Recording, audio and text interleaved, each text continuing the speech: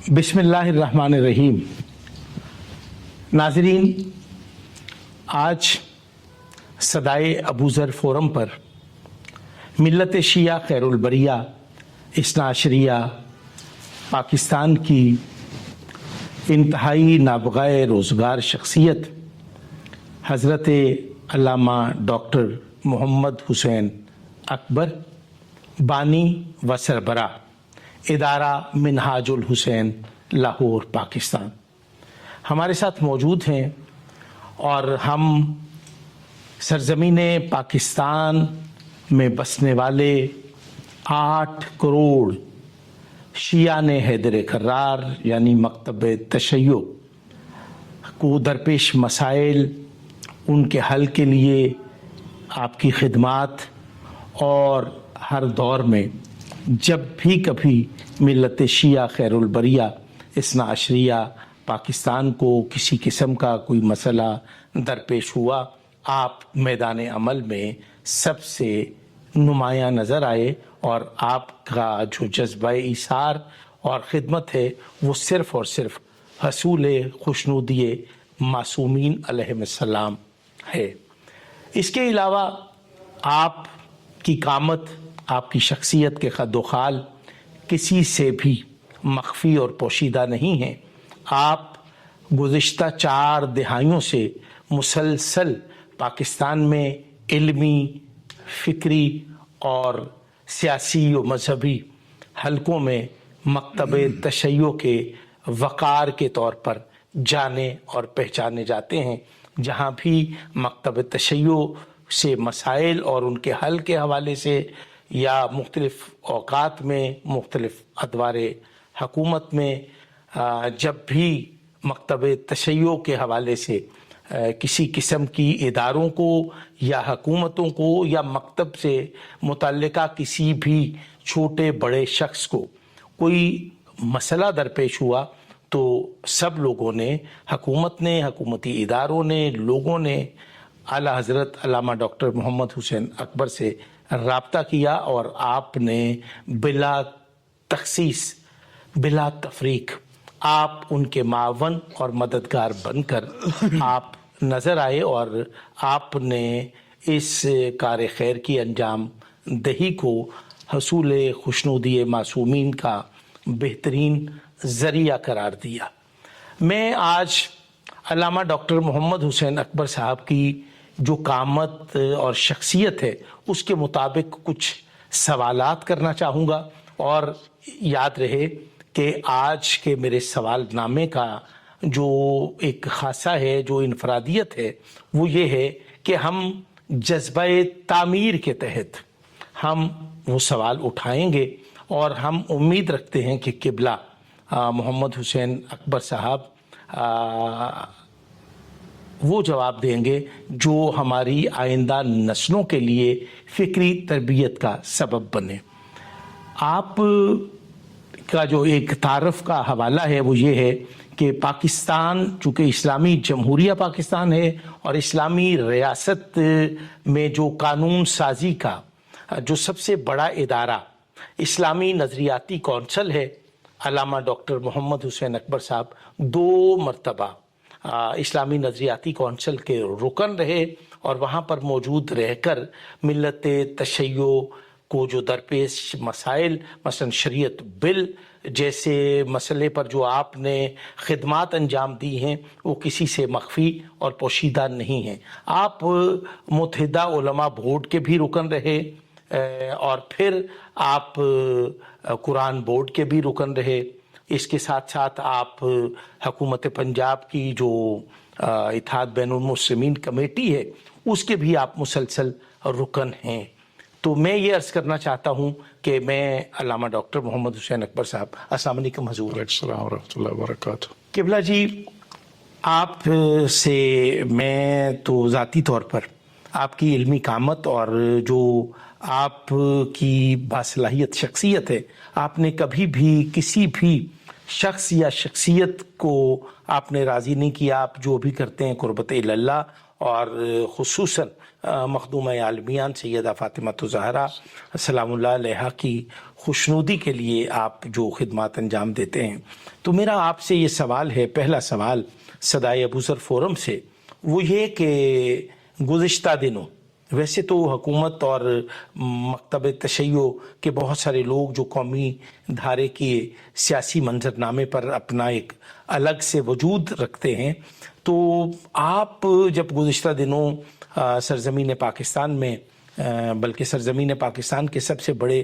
صوبہ پنجاب کی وزیر اعلیٰ محترمہ مریم نواز نے جو پچھلے دنوں جو ایک پاکستان کے اندر ایک افراتفری اور فرقہ واریت کی ایک فضا قائم تھی، اور اس میں حالات کی زبوں حالی جو ہے وہ آپ بھی بہتر سمجھتے ہیں اور قوم بھی بہتر سمجھتی ہے، آپ نے وزیر اعلیٰ پنجاب سے مخاطب ہو کر آپ نے ملت شیعہ اپنی قوم کی طرف سے جو آپ نے ان سے معاملات اٹھائے اور جو حکومتی توقع تھی اس سے برعکس آپ نے اپنے قومی موقف کی تائید میں یا قومی موقف کو کس طرح سے آپ نے بیان فرمایا؟ اعوذ باللہ من الشیطان اللعین الرجیم، بسم اللہ الرحمن الرحیم۔ قال النبی صلی اللہ علیہ وآلہ وسلم لأبی ذر الغفاری ایاک والتسویف۔ سب سے پہلے تو میں صدائے ابو ذر کے حوالے سے اس شخصیت کا تذکرہ کرنا چاہتا ہوں جزاک اللہ، جس کو رسول خاتم صلی اللہ علیہ وآلہ وسلم نے یہ وصیت فرمائی تھی، جو قیامت تک کے لیے ہر مسلمان، ہر کلمہ گو کے لیے ایک سبق ہے کہ ابو ذر کسی بھی کام کرنے میں ٹال مٹول نہ کیا کرو، اچھا جی کر لیں گے، جی کل کر لیں گے، نہیں کرنا ہے فوراً کرو، اسی وقت کرو، کیونکہ تمہارے پاس کوئی ریٹن ضمانت نہیں ہے کہ دوسرا سانس بھی آپ لے سکیں گے یا نہیں لے سکیں گے۔ اس عظیم شخصیت کے بارے میں، اس عظیم اصحابی رسول کے بارے میں، اس مظلوم اصحابی کے بارے میں رسول اللہ کا یہ فرمان کہ زمین نے کسی کو اٹھایا نہیں اور آسمان نے اس کو سایہ نہیں کیا جو ابو ذر غفاری سے زیادہ سچا ہو۔ سبحان اللہ۔ یقیناً یہ بہت بڑا نام ہے، اور اس وقت ہم اپنے ادارہ منہاج الحسین کے جس بلاک میں بیٹھے ہیں، اس بلاک کا نام بھی ابو ذر غفاری۔ سبحان اللہ۔ جہاں تک تعلق ہے آپ کے سوال کا، سب سے پہلی بات تو یہ ہے کہ حضرت امیر المومنین علی ابن ابی طالب علیہ السلام کا یہ فرمان، اوصیکم بتقوی اللہ ونظم امرکم۔ ابو ذر حضرت مالک اشتر کو مخاطب کیا، لیکن حکم عام ہے ہر شیعہ کے لیے، ہر امیر المومنین علیہ السلام کے شہدائی اور نوکر کے لیے۔ ہر کام کرنے سے پہلے یہ سوچ لو کہ اس میں اللہ کی رضا ہے یا نہیں۔ تقوی کے معنی ہے گناہوں سے بچو، حرام کاموں سے بچو اور اوامر الہی کو بجا لاؤ۔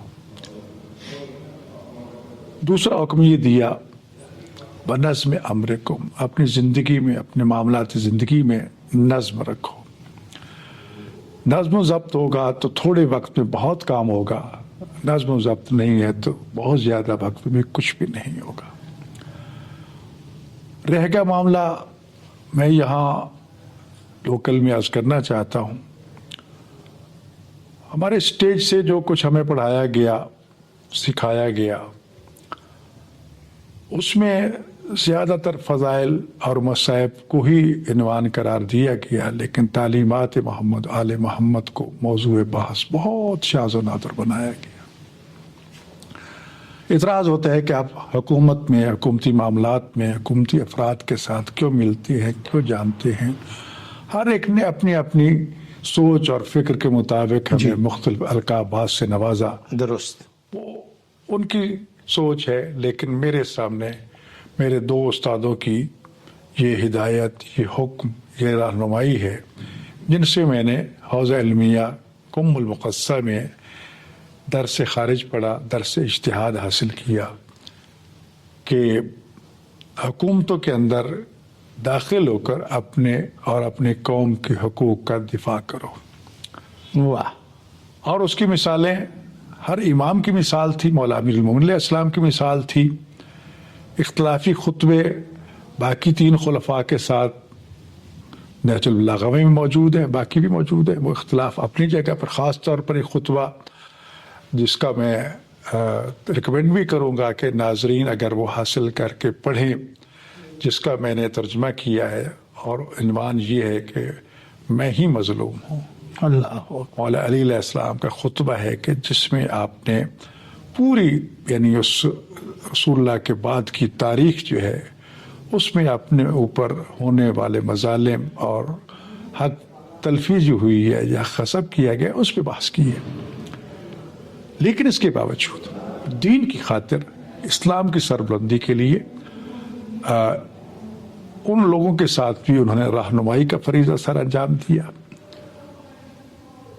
ہو سکتا ہے کوئی انکار کی گویش نکال لیتا کہ یہ غلط ہے, لیکن فریق مخالف کی طرف سے لولا علی کا فلاں کا اعتراف کم از کم 70-80 مرتبہ تو کتاب پر نقل کی ہے, موجود ہے. اگر علی نہ ہوتے تو عمر ہلاک ہو جاتے. جی ایسے. تو لہذا یہ اعتراف امیر المومنین علیہ السلام کی سیرت سے ہمیں یہ بھی سبق دیتا ہے کہ اختلاف کے باوجود جہاں دین کی بات ہے, انسانیت کی بات ہے, وہاں یہ نہ سوچو کہ آگے کون ہے کون نہیں ہے. وہ غلط جا رہا ہے اس کو سیدھا کرنے کی کوشش کرو, نہیں ہوتا اپنا موقع پہنچا دو. یہی وجہ ہے کہ میں جب حوض علمیہ قم سے واپس آیا تو میرے استاد بزرگوار ایت اللہ العظمہ شیخ فاضل لنکرانی مرحوم اور حضرت ایت العظمہ سید محمد شیرازی مرحوم نے یہ سبق دیا, اور واقعاً وہ سبق میں نے کوشش کی عمل کرنے کی, اور میں نے جتنے نتیجے اخذ کیے, سڑک پہ لاکھوں کا اجتماع اگر آپ کر لیتے ہیں تو بالآخر آپ کو ٹیبل پہ آنا پڑتا ہے. درست. اور اگر مذاکرات کا ٹیبل آپ کو بغیر کسی شور شرابے کے مل جائے تو اصل جنگ تو ٹیبل پہ ہے. جی درست. تو لہٰذا میں نے یہ راستہ اختیار کیا, اور یہی وجہ ہے کہ خدا کا شکر ہے کہ مجھے خداوند متعال نے بہت سی ایسے امور میں کامیابی عطا فرمائی کہ جو شاید لاکھوں کا مجمع بھی نہ کر سکتا جو میں اکیلے. انہی میں سے یہ ایک حصہ تھا جو چند روز پہلے وزیر اعلیٰ پنجاب محترمہ مریم نواز صاحبہ کی طرف سے ایک کانفرنس تھی, ایک میٹنگ تھی, جس کا پس منظر ماضی قریب میں ایک مقامی تنظیم کی طرف سے کچھ تخریب کارانہ جو عوامل اس قوم کے لیے مسائل پیدا کر گئے اور کتنے بے گناہ لوگ شہید ہوئے. قوم کے لیے حضور یا دھرتی کے لیے؟ بس ملک کے لیے. قوم اس لیے قوم کا دائرہ وسیع ہے, وہ صرف پاکستانی قوم نہیں ہے, وہ پوری دنیا میں قوم ہوئی, مسلم امہ, شیعہ قوم, مسلمان. تو اس لیے قوم لفظ میں نے استعمال کیا ہے کہ صرف پاکستان نہیں ہے. اس کا اثرات کیونکہ آج دنیا سکڑ چکی ہے, سکڑی تو پہلے بھی تھی لیکن ہم نے سمجھا نہیں تھا. سمجھا نہیں. آج جیسے جیسے وقت گزرتا جا رہا ہے ہمیں سمجھ آ رہی ہے. کل مولا علی علیہ السلام کا یہ فرمان تھا کہ ایک سائل نے سوال کیا, آپ نے فوراً جواب دیا, پھر سوال کیا فوراً جواب دیا, پھر سوال کیا فوراً جواب. کہتے مولا آپ سوچتے نہیں اور فوراً جواب دیتے. میں تیرے ہاتھ کی کتنی انگلیاں؟ کہتے 5. آپ نے سوچا اللہ اکبر. یہ تو ہر وقت میرے سامنے. تو آپ نے فرمایا جس طرح تیرا ہاتھ کی ہتھیلی تیرے سامنے, سبحان اللہ, پوری کائنات ہر وقت علی ابن ابی طالب کے سامنے ہتھیلی. سبحان اللہ. لہٰذا مجھے تو آج وہ ہتھیلی سامنے آ گئی. آج پوری کائنات یہ ٹیلی فون پہ آپ کی انگلی کے نیچے ہے. دنیا سمجھتی جا رہی. اس راستے کو اختیار کرنے سے میں نے بہت سی چیزیں حاصل کی. خاص طور پہ یہ میٹنگ جو تھی بڑی حساس بھی تھی. اگرچہ اس تنظیم کی طرف سے ہونے والے جو حملے تھے اور اس کی وجہ سے قوم اور ملک اور ملت اور املاک مسلمین کو نقصان پہنچا, وہ پہلو تھا, اور پھر کتنے بے گناہ لوگ اس میں نشانہ بنے, اس حوالے سے تھا. تو اس میں ظاہر ہے کہ ہر ایک کو حق حاصل ہے کہ اپنے حقوق کے لیے دفاع کرے, آگے بڑھے, حکومت سے ملے. حکومت کا کام ہے حل کرنا. تو کیونکہ وہاں معاملہ جو تھا ہمارے اہل سنت دوستوں کا نمایاں تھا, لیکن ہم یہ نہیں کہتے کہ ہم اس سے بالکل کنارہ کش تھے, ہمارا تعلق نہیں ہے. لہٰذا اس میٹنگ میں ہم شامل ہوئے. اس میٹنگ میں تقریباً تمام مکاتب فکر کے جید علماء اور پوری انتظامیہ کابینہ اور جو ہمارے قومی ادارے ہیں ان کے سربراہان موجود تھے. ہائیسٹ لیول کا وہ ایک فورم تھا. تو وزیر اعلیٰ صاحبہ کی ایک میٹنگ وہاں کے ان کے جو ہیڈ تھے ان سے الگ سے ہو رہی تھی. تو طے پایا کہ ہم ان کے آنے سے پہلے کچھ چیزوں کا اظہار کر لیتے ہیں پھر بعد میں. تو اس میں بہرحال میں نے کیونکہ مسئلہ فلسطین میرے سامنے تھا اور موضوع پس منظر میں وہی تھا اور مولا علی علیہ السلام کا یہ فرمان قونا للظالم خصما وللمظلوم عونا، اپنے بیٹوں کو وصیت جو ہر ایک کے لیے ہے کہ ہمیشہ ظالم کا دشمن رہنا، مظلوم کا مددگار رہنا. سبحان اللہ. تو اس میں نہ ظالم کی تشخیص کی گئی ہے کہ مسلمان ہے، کافر ہے، شیعہ ہے، سنی ہے، نہ مظلوم کی تشخیص کی گئی ہے. تو یہی وجہ ہے کہ فلسطین کا مسلمان اہل سنت ہے، درست. لیکن ایران جو ہے ایک شیعہ ملک ہے. مسلسل ایران اگر قربانیاں دے رہا ہے تو وہ شیعہ سنی سے ہٹ کے قربانیاں دے رہا ہے. اس کی قربانی جو ہے وہ مسلمانوں کے لیے، اس نے مظلوم مسلمانوں کی مدد کی ہے، جس کو ہر ایک نے اپنے وسیع ظرف کے ساتھ یا انتہائی تنگ اور گھٹیا ظرف کے ساتھ ماپا. ہر ایک کی سوچ اپنی اپنی ہے، لیکن بطور انسانیت مظلوم کی مدد کرنا ہمارا فرض تھا مولا علی علیہ السلام کی وصیت کے مطابق بھی. لہٰذا ہم نے ہمیشہ اپنے خطبات میں، اپنی تقاریر میں مظلوم کے فلسطین جو ہیں، فلسطین کے مظلوم جو ہیں، ان کی مدد کی. اسی حوالے سے کوئی ذکر کیا ہم نے. اس کے علاوہ جو مقامی سطح پر معاملات اور یہ تقریب کاری ہے اس کی بھی مذمت کی.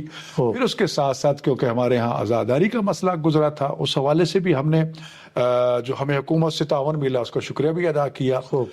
ساتھ یہ بھی بات کہی کیونکہ یہ بھی قومی اور عوامی مسئلہ تھا مساجد کے حوالے سے کہ مہنگائی کے دور میں یوٹیلٹی بلز کا ادا کرنا ناممکن ہو چکا ہے. تو ہم نے حکومت سے یہ کہا، کئی مرتبہ کہا، اسلام آباد میں وزیر اعظم سے کہا، آرمی چیف سے بھی کہا کہ یہ بل یا تو ٹوٹلی معاف کیے جائیں یا تو کم از کم سے ٹیکس یا اس قسم کی چیزیں یہ تو یعنی عام تھی.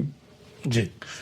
تو جب محترم وزیر اعلیٰ صاحب آئی تو انہوں نے اپنی تقریر کے درمیان مختلف پہلوؤں کو ٹچ کیا، جن میں سے ایک اعتراف جو تھا وہ پاکستان کی شیعہ قوم کا اعتراف تھا، ان کی امن پسندی کا اعتراف تھا. انہوں نے برملا کہا کہ شیعہ علماء بیٹھے ہیں، شیعہ شخصیات بیٹھی ہیں، تو ان کی صورتحال یہ ہے کہ لاکھوں کے جلوس، ہزاروں کے صدقے پہ جلوس آئے، کبھی کسی نے اس کا شکوہ نہیں کیا، کسی نے اعتراض نہیں کیا، ان کی طرف سے خاردار ڈنڈے نہیں اٹھائے گئے، ان کی طرف سے قتل و غارت نہیں کی گئی، ان کی طرف املاک کو نقصان نہیں پہنچایا گیا.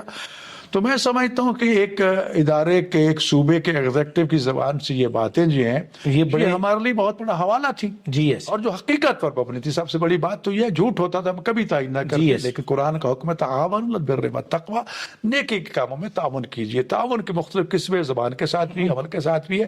تو لہٰذا میں نے محترم وزیر اعلیٰ صاحبہ کے اس اعتراف کے جواب میں یہ کہا کہ آپ نے ہماری اس امن پسندی کا اعتراف کر لیا ہے، اور میں نے وہاں بھی عرض کیا اور یہاں بھی کہنا چاہتا ہوں، میں حکومت پاکستان کو، مرکز کو، صوبوں کو کئی مرتبہ لکھ کے بھی دے چکا ہوں، اخباروں میں بھی بیان دے چکا ہوں کہ جلوس روکنے سے فساد ہوتا ہے، جلوس نکالنے سے فساد نہیں ہوتا. ہم نے کبھی آپ سے 2 سڑکیں نہیں مانگی، ہمیں 1 سڑک دے دو. ہم نے کبھی نہیں کہا دکانیں بند کرو، بازار بند کرو، کھلے رہیں. اگر ایک بلب بھی ٹوٹ جائے حسن اکبر ضامن ہے، میں پورے ملک کے نقصان کو پورا کرنے کو تیار ہوں. مجھے اپنی قوم پہ اتنا اعتماد ہے کہ ہم امن پسند قوم ہے، تخریب کار قوم نہیں ہے. لیکن ہمیں یہ ثابت کرنے کی بسا اوقات ناکام کوششیں کی گئی، اس کے باوجود الحمدللہ ہمارے کردار نے ثابت کیا کہ امن پسند ہے. اور محترم وزیر اعلیٰ صاحبہ کا یہ اعتراف یقیناً ایک حوالہ اور ثبوت تھا، اور باقیوں کو وہ حوالہ دینے کا مقصد یہ تھا کہ یہ بھی ایک بہت بڑی قوم ہمارے پاکستان کے، ان سے سبق سیکھیے. ایسا ہی. اور یہی وجہ ہے کہ ان کے اس بیان میں بھی کسی عالم کو، کسی مسئلہ کے فرد کو جرأت نہیں ہے کہ وہ ہم کوئی تنقید، ان کو ٹوکے. جی. تو لہٰذا میں سمجھتا ہوں کہ وہ میں نے کوئی بڑا کام نہیں کیا، ان کا حق بنتا تھا، اچھائی کی تائید کرنی چاہیے، لیکن جہاں غلط ہوتا ہے وہ غلط کو غلط کہتے ہیں. تو لہٰذا میں سمجھتا ہوں کہ محترم وزیر اعلیٰ صاحبہ کی تقریر کے وہ کئی حصے تھے. انہی میں سے ایک جو مثلا انہوں نے خطبہ کے لیے کہا کہ جو ان کی تنخواہ بہت کم ہوتی ہے، تو لہٰذا ہم 10,000 روپیہ دینا چاہتے ہیں. تو میاں صاحب نے کہا نہیں 25,000 ہونا چاہیے، تو 25,000 کو اعلان کیا.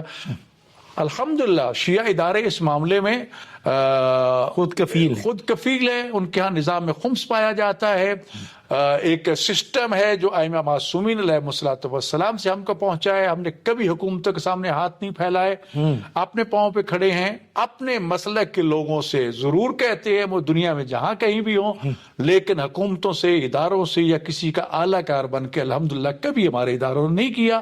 حکومتیں زکوٰۃ دیتی ہیں. میں نے الحمدللہ اسلامی نظاتی کونسل کے پلیٹ فارم سے نظام خمس منظور کروایا کہ قرآن کا حکم ہے, رسول اللہ کا حکم ہے, سادات پہ صدقہ حرام ہے, سادات کی زکوٰۃ کھانا حرام ہے. کل روز قیامت رسول اللہ اور اہل بیت کو کیا جواب دیں گے کہ ان کی اولاد بھوکی مر رہی تھی اور ہم خمس نہیں دیتے تھے؟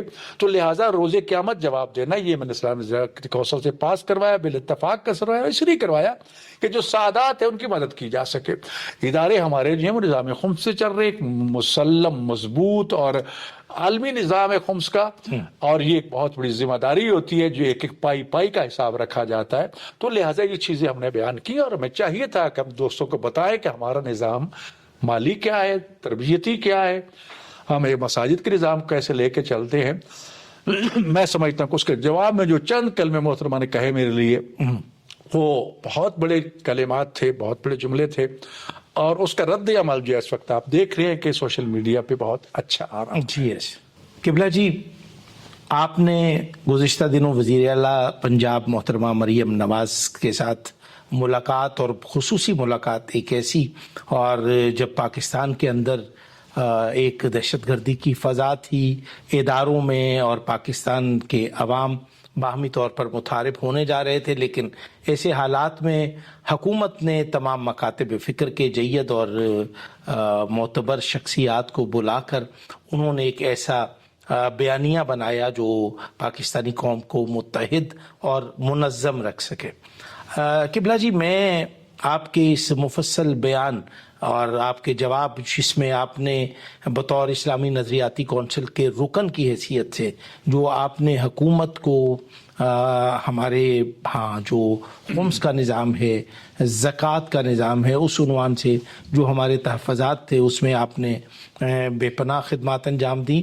لیکن اس وقت میں کچھ باتیں آپ سے اس عنوان سے کرنا چاہتا ہوں کہ پاکستان میں ملت شیعہ خیر البریہ اثنا عشریہ کو کئی دہائیوں سے بے پناہ مسائل کا سامنا رہا ہے, کیونکہ ہماری قومی دھارے کی جو جماعتیں ہیں, یعنی کہ شیعہ مذہبی سیاسی جماعتیں ہیں, وہ کما حق ہو, یعنی کہ وہ اپنے منصب سے, وہ دیانتداری سے وہ خدمات انجام نہیں دے سکے اپنے قوم قبیلے کے لیے, ان کے بنیادی حقوق کے لیے جو آئین پاکستان میں درج ہیں. اور جب پاکستان کا قیام معرض وجود میں آیا اور بانی پاکستان حضرت قائد اعظم محمد علی جناح رحمۃ اللہ علیہ نے پہلی دستور ساز اسمبلی سے خطاب کے دوران یہ کہا کہ یہاں پر کسی کو کسی پر کوئی برتری حاصل نہیں ہے, یہاں پر بسنے والے لوگ تمام لوگ اپنے اپنے مذاہب, اپنے اپنے ادیان پر عمل پیرا ہوتے ہوئے ایک دوسرے کے دین اور مذہبی عقائد اور نظریات کا احترام کرتے ہوئے وہ یہاں پر زندگی کریں گے.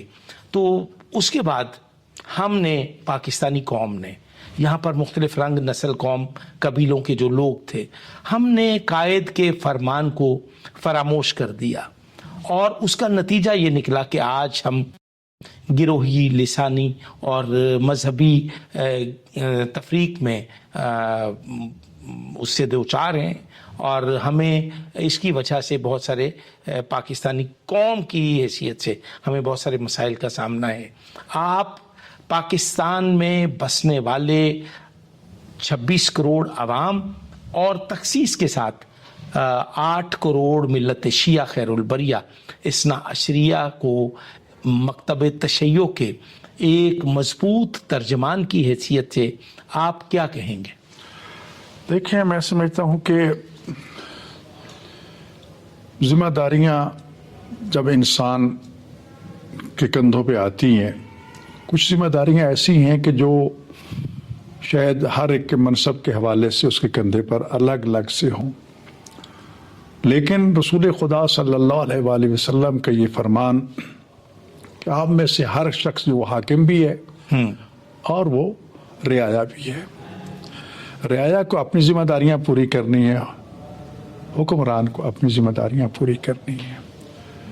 ایک دوسرا پہلو ہے کہ میں نے ایک یہ لباس روحانیت کا, علماء کا لبادہ پہن کے میں نے یہ ذمہ داری خود اپنی چوائس سے پسند کی ہے, تو لہٰذا اس کی ادائیگی جو ہے مجھ پہ کہیں زیادہ लाजिम है बनिस्बत दूसरे अफराद के।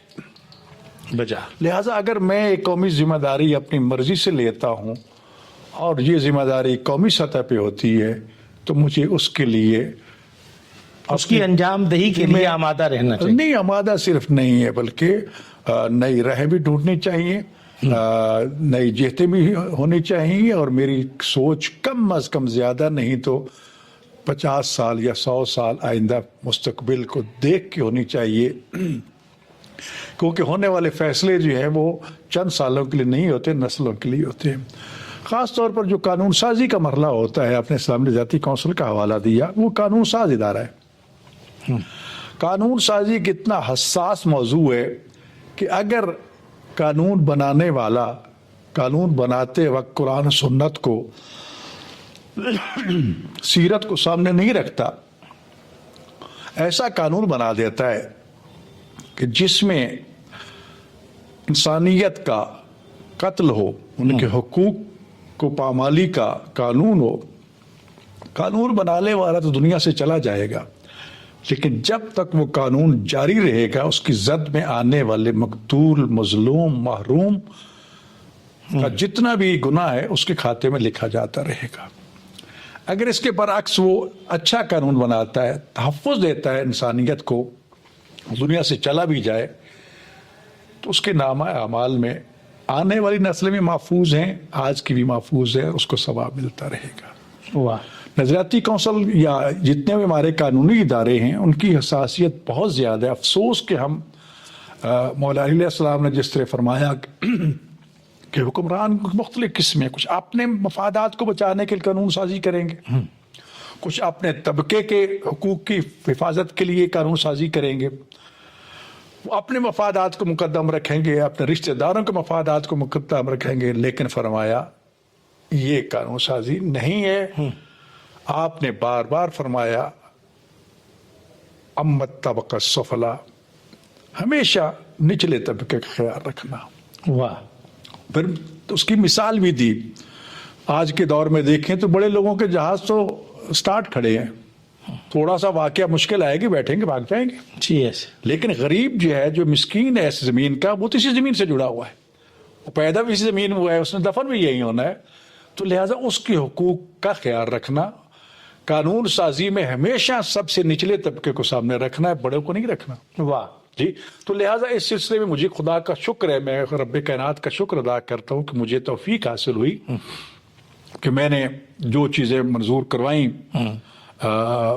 वो मेरे लिए सरमाया आखरत भी है और मेरे लिए एजाज़ भी है, और ये तौफीक खुदा रहीम अहले बैत के बगैर मुमकिन नहीं हुआ, जिसमें से चंद एक हमने कैदियों के हकूक़ के हवाले से बात की। जो इस हुकूमत ने मरियम नवाज इस पे बहुत स्पीडी, बहुत अमल कर रही है, उस पे अमल। और ये उस वक्त मैंने 2003 में जब मैं था नज़ाती कौंसिल में 1-2-3 में, तो उसमें ये पेश हुआ, इत्तेफाक से किसी ने भी इस पे एक ड्राफ्ट ना बनाया। बिलाखिर मैंने ही कहा कि मेरा उस कबीले से ताल्लुक़ है कि जो हमेशा जेलों में रहा, हमेशा उन्होंने मज़लूमियत इतनी गुजारी है, आइमा मासूमीन को जुल्म और सितम के निशाना बनाया गया, कैदियों के हुकूक मुझसे बेहतर कौन जानता है, मैं लिख के लाऊंगा। तो मैंने तकरीबन कुछ 40 के करीब या कमो बेश हकूक लिख के दिए, जिनमें जो नुमाया जिस पे बड़ी बहस हुई उनमें से एक इज़्दिवाजी हकूक थे जी। एक उनकी जो क्या कहते हैं कैद बा मुशक्कत का जो हक ज़हमत था वो था, तरबियत थी, तालीम थी, इस किस्म के मौजूद थे। आज अल्हम्दुलिल्लाह उनको इज़्दिवाजी हकूक भी मिल रहे हैं। अगरचे वो चैलेंज हो गए थे इस्लामी नज़ाती कौंसिल का ये फैसला कानून साजी के बाद फेडरल शरीयत कोर्ट में, मैंने वहाँ जाके दिफा किया, कई पेशियाँ भुगती मैंने, और अल्हम्दुलिल्लाह से मुझे कामयाबी हुई, और आज वो कानून जो है वो मुल्की सतह पे नाफिज है और कैदियों को हुकूक मिल रहे हैं। और मैं अक्सर ये कहा करता हूँ कि उसमें मेरा कोई कमाल नहीं है, ये कैदियों का हुकूक भी सैयद साजिदीन इमाम ज़ैनुल आबिदीन ने हमें दिए, आइमा मासूमीन जो कैद बंद में रहे उन्होंने दिए, मैंने तर्जमा करके आगे पेश कर दिया। तो मैंने बल्कि एक मरतबा हमारे यहाँ ये 24 मुहर्रम को जो जुलूस होता है इमाम ज़ैनुल आबिदीन अलैहिस्सलाम का, तो यहाँ कुछ हमारे वकला और जजेस वगैरह इकट्ठे हुए, तो उनसे मैंने यही कहा कि हम पागल दीवाने नहीं है कि रात की इस ठंडक में, सर्दियाँ थी बहुत ज़्यादा, उस मजलूम का ताबूत उठा के फिर रहे हैं, तो इस इमाम की सोच और फिक्र और तालीमात हमारे कानून में शामिल है, और ये एक कानून है तो जिस पे सबने सराहा। तो बात ये एक तो ये कानून हुआ। اسی طرح ہم نے خمس کی بات آپ نے کہی ہے، یہ بڑا حساس موضوع تھا جس پہ کوئی بھی آنے کو تیار نہیں تھا، لیکن الحمدللہ نظراتی کونسل سے اس کو فائنل کروایا۔ پہلے تو مسئلہ ہمارا صرف شیعہ خواتین کے لیے تھا کہ بغیر محرم کے حج پہ وہ جا سکتی ہے، جس کو کئی مرتبہ بند بھی کیا گیا، لیکن ہم نے بنوایا۔ اب معاملہ جو 2024 میں آیا، اگرچہ پہلے 2003 میں یہ آیا تھا، تو میں نے دلائل کے ساتھ ائمہ معصومین علیہ الصلوۃ والسلام کی سیرت کے حوالے سے، ان کی رہنمائی کے حوالے سے یہ متفق علیہ فیصلہ کروایا تھا کہ تمام مسالے کی خواتین جو ہیں اپنے محرم کی اجازت کے ساتھ، کاروانوں کے ساتھ، معتمد کاروانوں کے ساتھ جن پہ اعتماد ہے، وہ جا سکتی ہیں۔ لیکن صرف شیعہ خواتین جاتے رہی، باقی نہ گئی۔ اب دوبارہ یہ معاملہ جب آیا تو میں نے ہی سارا کے سارا وہی فیصلہ ریپیٹ ہوا، اور آج الحمدللہ وہ نافذ ہو چکا ہے۔ پورے پاکستان سے تمام مسالے کی خواتین جو ہیں بغیر محرم کے 24، 25، اب 26 آ رہا ہے، حج پہ جا رہی ہیں۔ میں سمجھتا ہوں یہ ہمارے موقف کی بھی جیت ہے، جی بالکل، اور ہمارے مذہب کی اس سوچ اور فکر کی بھی جیت ہے، اور دنیا کے اقوام عالم میں بھی ہم سر اٹھا کے چل رہے ہیں۔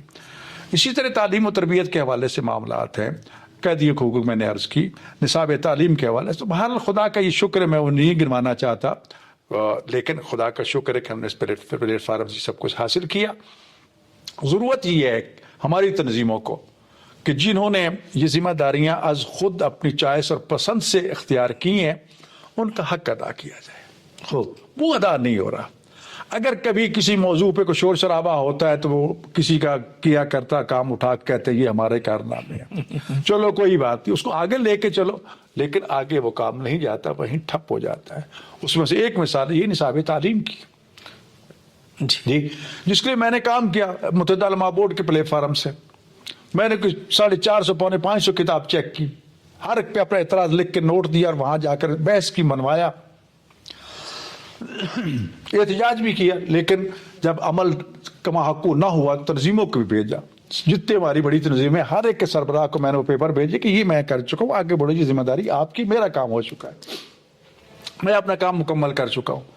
لیکن اس میں آئے بائیں شائیں وہی نتیجہ یہ کہ وہیں کھڑے ہیں، لیکن ہماری جنگ جاری ہے، ہم اس پہ خاموش نہیں۔ قبلہ جی، نتیجہ یہ اس سے قومی سطح پہ بہت کچھ ہو سکتا ہے، لیکن اس کے لیے سڑکوں کو تو ہم چن رہے ہیں، لیکن جو 2 ٹیمیں ہوتی ہیں کم از کم، ایک فرنٹ پہ ہوتی ہے، اس کا کام صرف معاملے پلانا ہوتا ہے، اصل ٹیم پیچھے بیٹھی ہوتی ہے جو کام کر رہی ہوتی ہے۔ بیک ڈور پہ جو ہماری تنظیموں کے افراد ہیں وہ نہیں ہیں۔ خوب، پھر یہ ہے کہ میں ہی ٹھیکہ اٹھا لوں ہر کام کا، تو میں نہیں کر سکتا، نہیں ممکن ہی، جی، ہر کام کا ایک الگ متخصص ماہر موجود ہے، ہونا چاہیے، اس کا ذمہ، تمہارا یہ کام ہے، تمہیں کوئی جانے یا نہ جانے، تمہارا کام ہے یہاں بیٹھ کے یہ تیاری کر کے دینا، میرا کام ہے صرف پیش کرنا۔ درست، لیکن یہ ہم آہنگی نہیں ہے، ہمیں تنظیموں بھی نہیں ہے۔ اچھا، تنظیمیں اگر مختلف ہے، ایک ہی مسلک کی تنظیمیں ہیں، ایک ہی ہدف ہے، ایک نظریہ ہے، تو آپس میں تو رابطہ ہونا چاہیے، مربوط رہنا، مضبوط تو رہے، تقسیم کار کر لیں، کام بانٹ لیں، قوم کو گھسیٹا جا رہا ہے کہ ادھر جاتا ہے، ادھر جاتا ہے، ادھر جاتا ہے، وہ ادھر بھی جاتا ہے، کام ہوتا ہے، ادھر جاتا ہے، نتیجہ یہ ہے کہ قوم درمیان بالکل ایک کبھی ادھر ایک گھوم رہی ہے، اس کو پتہ نہیں میں نے کہاں جانا ہے۔ جن کے ہاتھ میں باغ ڈور ہے وہ کما کو محنت نہیں کرتے، لہٰذا ہم ابھی تک مایوسی کا شکار ہیں۔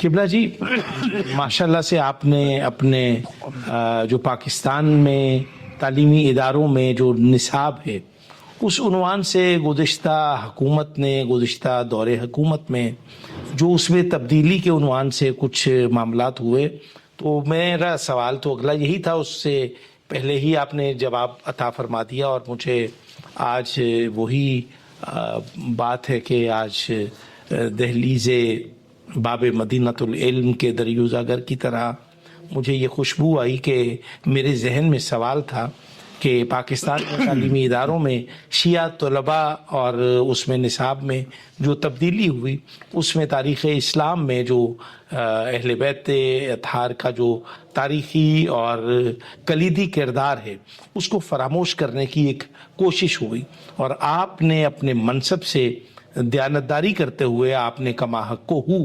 اس پر آپ نے اپنا قومی موقف جو ہے وہ اداروں تک پہنچایا، اور میں یہ سمجھتا ہوں یہ بہت بڑی بات ہے، یہ قوم کی خدمت ہے، یہ دھرتی کی خدمت ہے، یہ ملک کی خدمت ہے، اور یہ محمد علی جناح رحمۃ اللہ علیہ کے ہم مسلک قوم قبیلے کی ایک نمائندگی کا بہترین طرز عمل ہے۔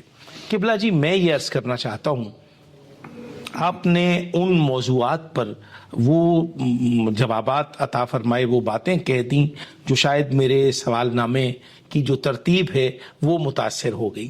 میں قبلہ جی یہ کہنا چاہتا ہوں کہ پاکستان میں بسنے والے شیعہ نے حیدر کرار، ملت شیعہ خیر البریہ اثنا عشریہ کی جو ایک محکمہ شماریات کے مطابق جو ایک تعداد ہے، مثلا کچھ حکومتوں نے اس کو 23% لکھا، کچھ لوگوں نے اس کو 22% لکھا، کچھ نے کچھ کہا، لیکن جو حکومتی ذمہ دار ہیں، مثلا وزارت داخلہ ہے، وزارت خارجہ ہے، وہاں پر بیٹھے ہوئے لوگوں نے برملا اعتراف کیا کہ پاکستان میں بسنے والے شیعہ نظریات کے حامل افراد کی تعداد جو ہے وہ تقریباً 8 کروڑ ہے۔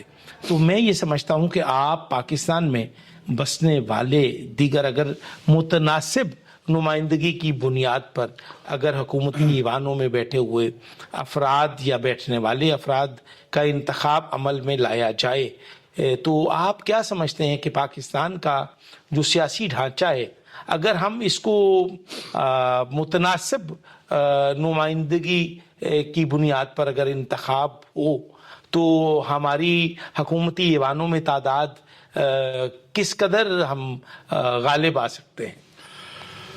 دیکھیں نقوی صاحب، یہ میدان کیونکہ بہت وسیع ہے، جی، آبادی روز بروز بڑھ رہی ہے، مرد و شماری کے اعداد و شمار بھی حتمی نہیں ہوتے، ایک اندازہ کہہ سکتے ہیں۔ اس کی وجہ یہ ہوتی ہے کہ ابھی مرد و شماری ختم نہیں ہوتی اور خدا کی کتنی مخلوق اور پیدا ہو چکی ہوتی ہے۔ ایک اسٹیمیٹ ہوتا ہے، اندازہ ہوتا ہے، جس کو بنیاد بنا کے حکومتیں اپنے ملک کے فیصلے کرتی ہے، بجٹ بناتے ہیں، اپنے پروجیکٹ بناتے ہیں، اپنے عالمی سطح پہ جو حقوق معاملات ہوتے ہیں ان کی ایک منصوبہ بندی کرنے میں آسانی ہوتی ہے۔ اگر مجھے پتا ہے میرے گھر کے 8 افراد ہیں تو میرے لیے آسانی ہو جائے گی۔ مجھے پتہ نہیں میرے گھر کے کتنے افراد ہیں، میں انتظام کروں 12 کا چیز ضائع ہوگی، میں انتظام کروں 5 کا چیز تھوڑی ہو جائے گی۔ تو اصل یہ تو دنیا کا سسٹم جو ہے اس حوالے سے ہے۔ ہمارے یہاں مصیبت یہی رہی ہے کہ میں پہلے بھی عرض کر چکا ہوں کہ پاکستان کے شیعہ جو ہیں وہ اپنے اہداف سے غافل ہیں، ہٹا دیے گئے۔ ہم نے نعرہ لگا دیا، جبکہ قائد اعظم محمد علی جناح شیعہ تھے، بانی پاکستان قائد اعظم ڈنکے کی چوٹ پہ شیعہ تھے، کوئی ڈھکی چھپی بات نہیں ہے۔ اس کے بعد کتنی نمایاں شخصیات تو کلم کھلا شیعہ تھی، جن اور ان کا کلیدی کردار تھا، لیکن یہ ان کا ایک عالی ظرف تھا کہ انہوں نے مسلمان کو لیا ہے، شیعہ سنی کو نہیں لیا، یعنی کہ گروہی تفریق کو رواج نہیں دیا۔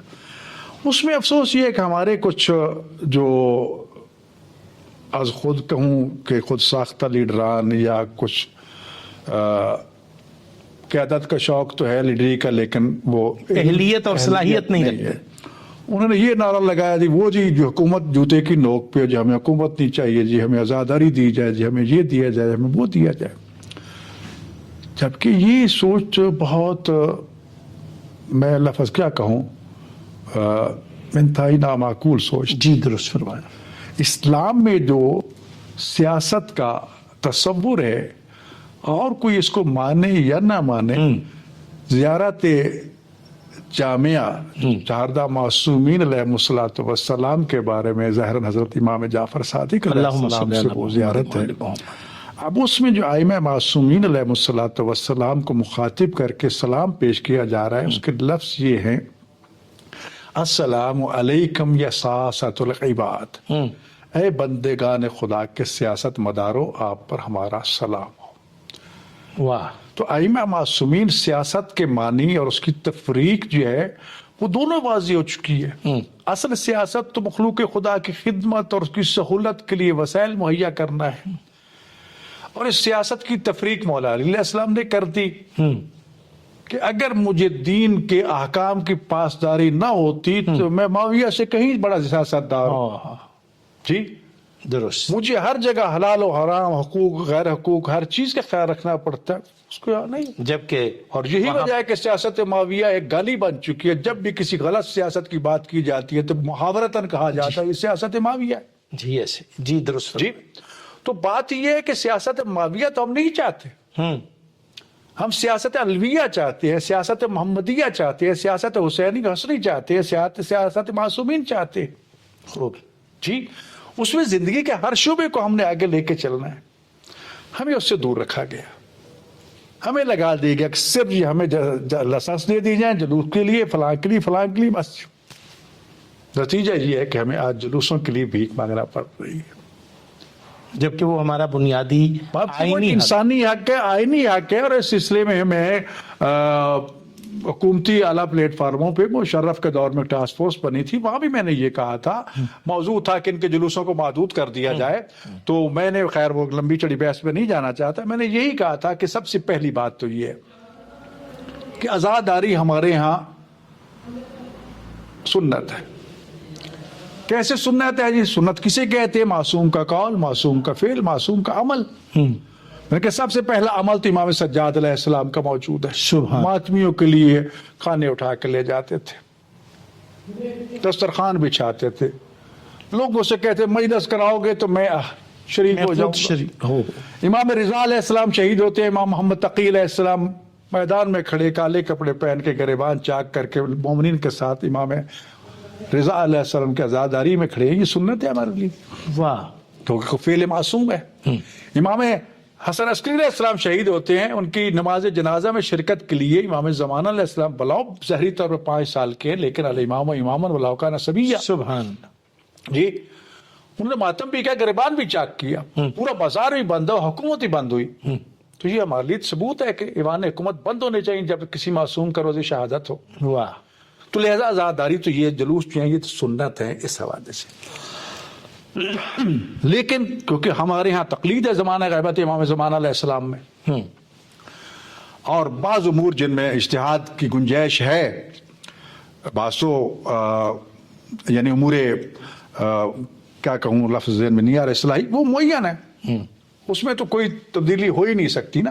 کوئی کہے میں 3 رکعت میں 4 رکعت کر دیتا ہوں، 4 کے بعد 2 کر، یہ تو نہیں ہو سکتا. جی درست. کچھ امور ہے جس میں زمانے کے تقاضے کے مطابق ائمہ معصومین علیہ السلام نے فرمایا قرآن و سنت کو روشن، ہماری سیرت کو روشن میں اجتہاد کیجیے.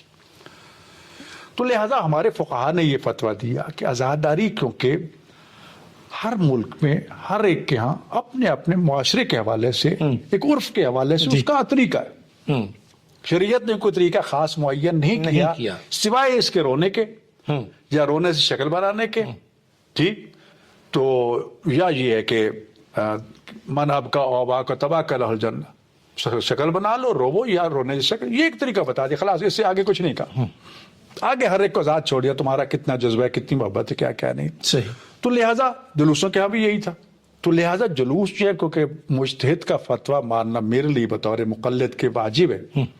جب میرا مجتہد یہ کہتا ہے کہ جناب آپ نے جلوس میں شرکت کرنی ہے، عزاداری یہ روح عبادت ہے، بقائے اسلام کی ضمانت ہے، عزاداری جو ہے اس کو کبھی ترک نہ کرنا، اور کتنے فرامین موجود ہیں. تو لہٰذا ایک مقلد کے حیثیت سے مجھ پر واجب ہے کہ میں جلوس میں بھی شریک ہوں، میں عزاداری میں شرکت کروں، جہاں جہاں میرے لیے ممکن ہے وہ میں کروں.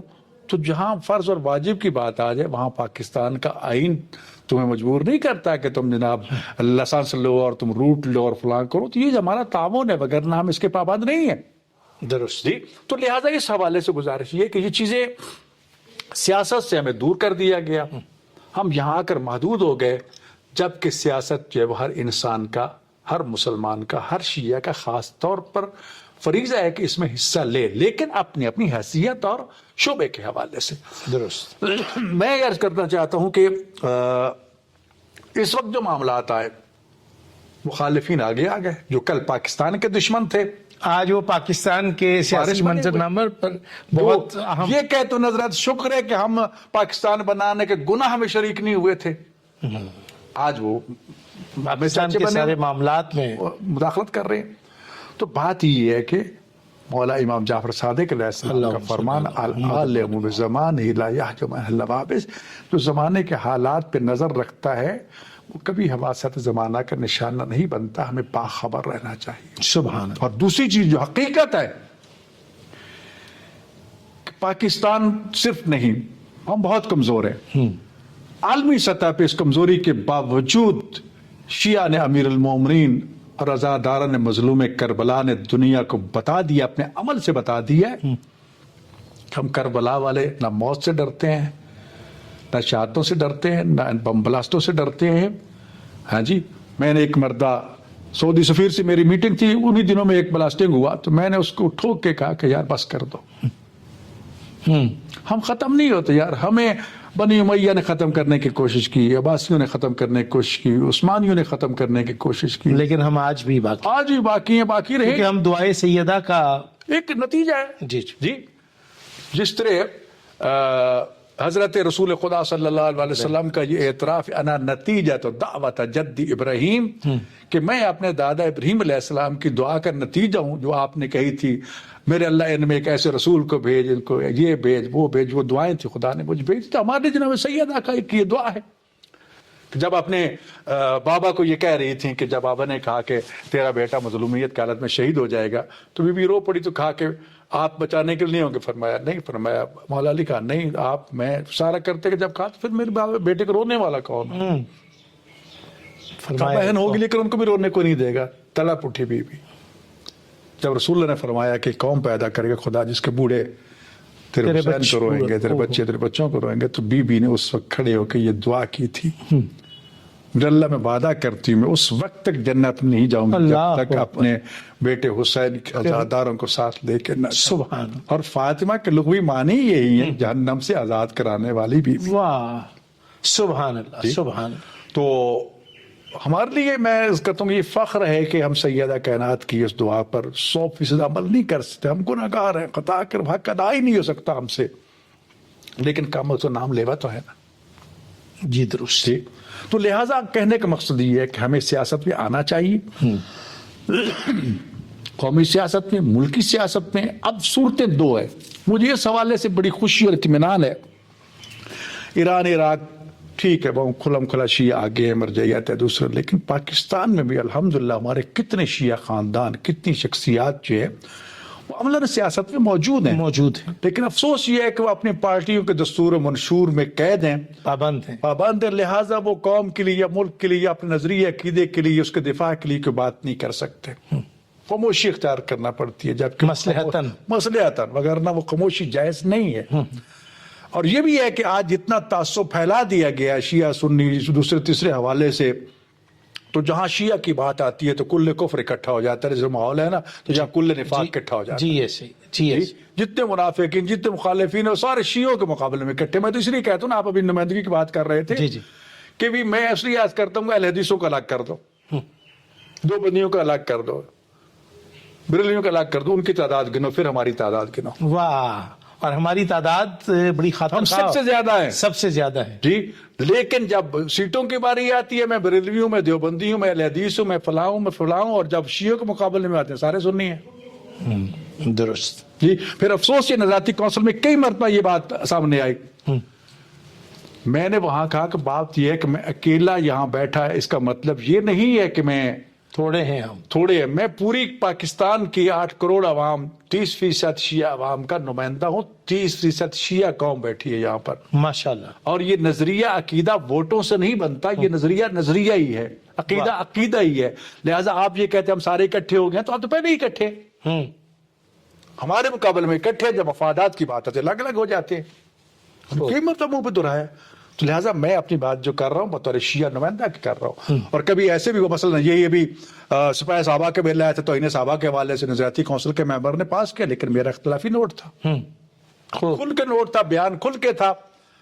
تو ایک اس گروہ کے جو زارخانہ تھے انہوں نے کسی ہائی لیول کی میٹنگ بڑے فخر سے کہا تھے اس پہ تو نظریاتی کونسل کا اتفاق ہے، میں کھڑا ہو گیا، میں نے کہا میرا اختلاف ہے، میرا اختلافی نوٹ ہے، میں نے لکھ کے دیا ہے۔ خوب، مجھے پتا چلا کہ نظریاتی کونسل کی انتظامیہ نے میرا وہ نوٹ آگے نہیں بھیجا، میں نے کیونکہ ایسی تیسی کی احتجاج کیا اور نوٹ بھجوایا اور اس کی کاپی منگوائی کہ یہ ہم نے نوٹ بھیج دیا خوب جی، تاکہ کل کوئی یہ نہ کہے کہ اس کے سامنے کہ بولا کوئی نہیں میرا اختلاف ہے. ابھی یہ کتابوں کی بات آئی تو اس کی میں بات کرتا چلوں. مختلف نظریات ہیں. جی. میں نے نظریاتی کونسل کی تاریخ کو چھانا. میرے سامنے حضرت علامہ مفتی جعفر حسین مرحوم قائد ملت جعفریہ جو اسلامی نظریاتی کونسل کے ممبر تھے. اچھا اس زمانے سے ہاں. یعنی کہ مفتی جعفر حسین صاحب کے زمانے سے اسلامی نظریاتی ہاں، کونسل کا وجود ہے. وہ چل رہے اس کے ممبر تھے. ان کا ایک اجلاس ڈھاکہ میں ہوا تھا جس میں یہ پاس ہوا تھا کہ نصاب تعلیم کے لیے جو معیار مقرر کیا گیا وہ یہ تھا کہ ایک حصہ مشترکات پہ ہونا چاہیے، ایک حصہ شیعہ طلبہ کے لیے، ایک سنی طلبہ کے لیے. اس کی کمیٹیاں بنی، اس پہ نصاب مرتب کیا گیا، اس پہ کام ہوا، آگے نہ بڑھ سکا. پھر اس کے بعد اس کی دوسری میٹنگ لاہور میں ہوئی تھی جس کی تائید و تصدیق کی گئی تھی. میں نے وہی ساری قراردادیں طے شدہ معاملہ اٹھایا، نظریاتی کونسل کے سامنے پیش کر دیا. یہ طے شدہ چیز ہے اور میں بھی یہی چاہتا ہوں. واہ جی، لہذا نظریاتی کونسل کو کوئی نیا فیصلہ کرنے کی ضرورت نہیں ہے، پہلے سے اس کا آلریڈی یہ فیصلہ موجود ہے، اس کو لے آؤ. کونسل نے فیصلہ اوکے کر دیا، تسلیم کر لیا، خوب آگے بھیج بھی دیا. لیکن منافقت اگلے اجلاس میں گئے تو ایک صاحب میں نے وہ اختلافی نوٹ بھیجا تھا، یہ کیا تھا، وہ کیا تھا. اب چیئرمین نے منافقت کی اور وہ دوبارہ اس کو ٹیبل پہ لے آیا. یعنی کہ اس کو نافذ العمل ہونے سے مرحلے سے روک دیا گیا. میں نے کہا کہ بات یہ ہے کہ وہ جی پانی سر سے گزر چکے اور یہ مشترکات بات، میں نے کہا مجھے یہ بھی منظور ہے. جی، دانائی، تدبر اور حکمت. لیکن جب مشترکات لکھے جائیں گے تو پھر میری مرضی سے لکھے جائیں گے. ایک شخصیت تمہارے یہاں ہیرو ہے، میرے یہاں زیرو ہے، خوب میں اس کو قبول نہیں کروں گا. ٹھیک، پھر یہ بات چلے گی. خوب درود پہ مسئلہ تھا، بہت بڑا ہنگامہ. ایک صاحب نے قومی اسمبلی سے پاس کروایا کچھ اور نافذ کچھ ہوا کہ صلی اللہ علیہ وآلہ وصحابہ وازواجہ پتنی کیا کچھ کر کلا دیا. میں نے کہا اصل درود جو ہے وہ درود ابراہیمی سے لیں یا جو نماز میں درود پڑھتے ہیں وہ علیہ کے ساتھ ہے. جی، حتیٰ کہ یہاں تک وہ علی علیہ کی بھی رسول اللہ نے مخالفت کی تھی کہ مجھے اللہ کے ذریعے میری آل سے دور نہ کیا جائے. جی، اللہم صلی علی محمد و آل محمد. اللہ علی محمد اگرچہ صحیح ہے لیکن فرمایا نہیں اللہ کا بھی وقفہ پیدا نہ کرو، اللہ کے ذریعے بھی دور نہ کرو. سبحان اللہ. تفاصیر موجود ہے، کافی لہدیں ہوئی، کافی اس میں تلخیاں بھی ہوئی، لیکن الحمدللہ اتفاق ہوا کہ 5 طریقے جو ہیں اس کو منظور کیا نظریاتی کونسل نے. صلی اللہ علیہ وآلہ وسلم، صلی اللہ علیہ وآلہ وصحابہ وسلم، صلی اللہ علیہ وسلم. اس تو 4-5 طریقے کہ ان میں سے جو بھی کوئی اختیار کرنا چاہے آزاد ہے، کسی کو ہم مجبور نہیں کر سکتے. ٹھیک ہے، درست. نتیجہ یہ کہ اب آہستہ آہستہ وہ چیزیں واپس آ گئی ہیں. تو بات یہ ہے کہ اتنے معاملات میں ہمیں ہر جگہ اپنے موقف کی تائید و تصدیق کرنا پڑی. سلیبس کی بات کرو، سلیبس تو میں جب پہلی دفعہ نظریاتی کونسل کا ممبر بنا تھا، پہلے دن ہی جو میرے سامنے ایجنڈا آیا تھا وہ لا کالجز کا سلیبس تھا. ٹھیک، پہلا دن تھا، مجھے کوئی تجربہ نہیں ہے، کوئی سابقہ نہیں ہے، سب بزرگان تجربہ کار میں ان کے مقابلے میں ایک چھوٹا سا. تو جب میں نے وہ دیکھا تو میں نے یہی سوال اٹھایا کہ یہ سلیبس کس لیے.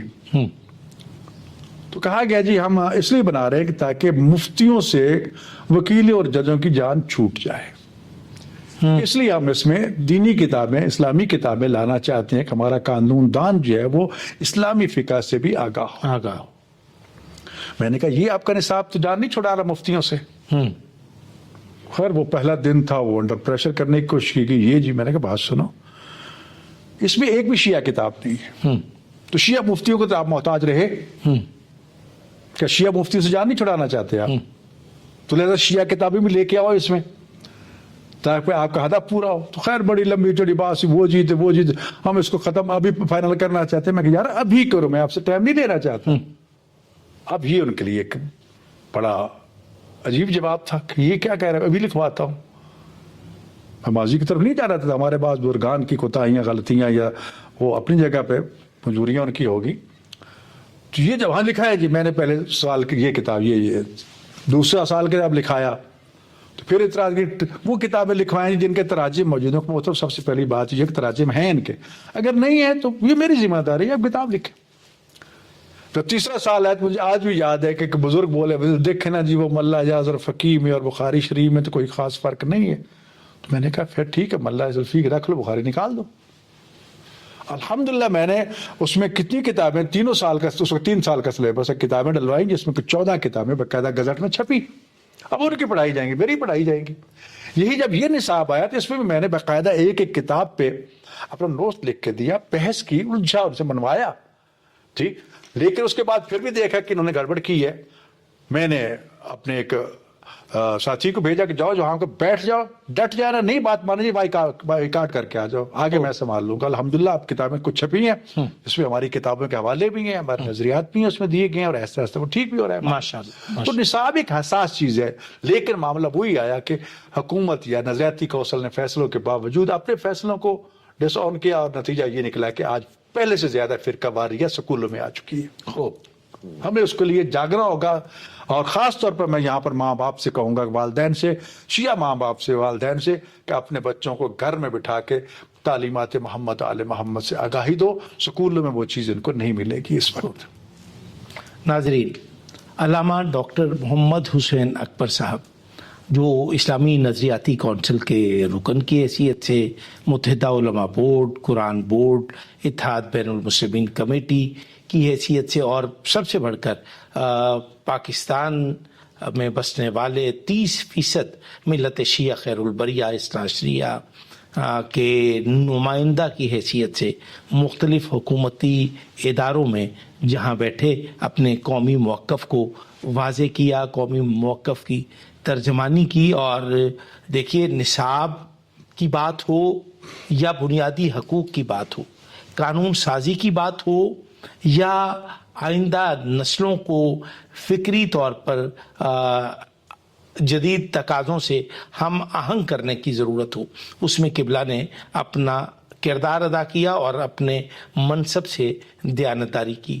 قبلہ کا جو آج کا انٹرویو ہے, اس میں قبلہ نے جس طریقے سے اور جس طرح سے مفصل, مثلا حکومت پنجاب کی طرف سے ملت شیعہ خیر البریہ اثنا عشریہ, پاکستان کا جو ہمارے عزاداری کے ماتمی جلوس ہیں, اور ان جلوسوں کی تعداد جو ہے وہ ہزاروں میں نہیں لاکھوں میں ہے, اور ایک وقت میں ملک کے طول و عرض میں ہر گلی کوچے بازار میں جب وہ جلوس برآمد ہوتے ہیں تو وہ پرامن ہوتے ہیں.